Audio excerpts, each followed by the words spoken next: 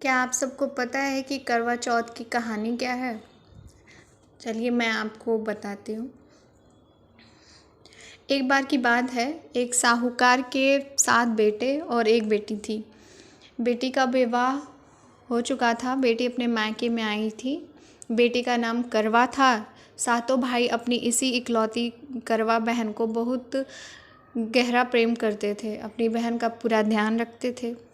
जब करवा मायके में आई तो एक दिन शाम को सभी भोजन करने के लिए बैठे। कार्तिक मास कृष्ण पक्ष की चतुर्थी थी। तो घर में साहूकार की सभी बहुओं ने और साहूकार की बेटी करवा ने चतुर्थी चौथ का व्रत रखा हुआ था। जब साहूकार के सभी बेटे भोजन के लिए बैठे तो उन्होंने अपनी बहन को भोजन करने के लिए कहा। भाइयों का भोजन करने के लिए बुलाने पर बहन ने कहा, भाई अभी चाँद नहीं आया है, जब चाँद आ जाएगा मैं चाँद को अर्घ्य देकर पूरा व्रत करके ही भोजन करूँगी।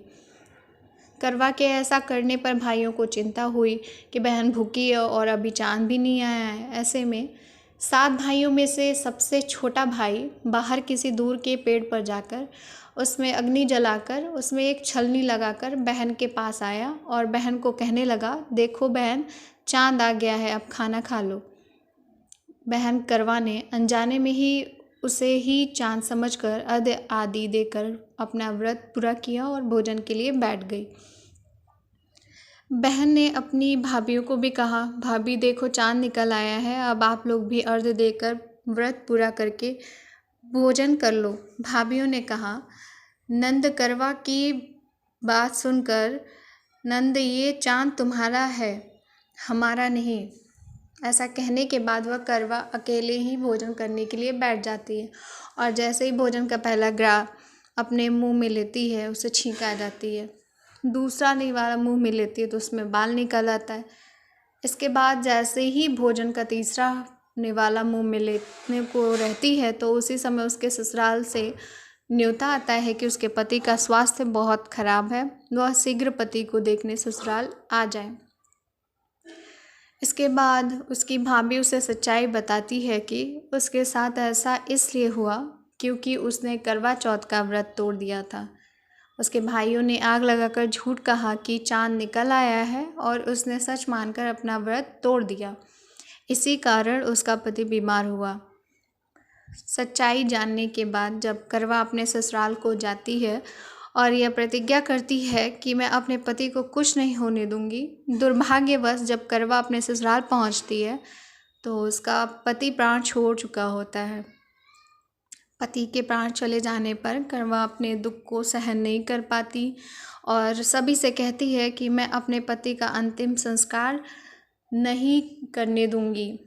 करवा की बार बार जिद पर सभी पारिवारिक लोग करवा की बात मान लेते हैं और करवा के पति का अंतिम संस्कार नहीं करते, सब घर चले जाते हैं।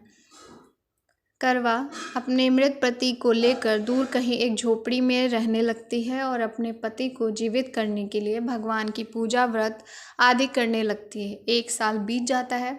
करवा उसी दिन का इंतज़ार करती है जब उसने अपने मायके में चतुर्थी का व्रत तोड़ा था। 1 वर्ष बीतने के बाद जब फिर से वही कार्तिक मास की चतुर्थी का दिन आता है तो करवा अपने पति के प्राणों के लिए निर्जला करवा चौथ का व्रत रख लेती है।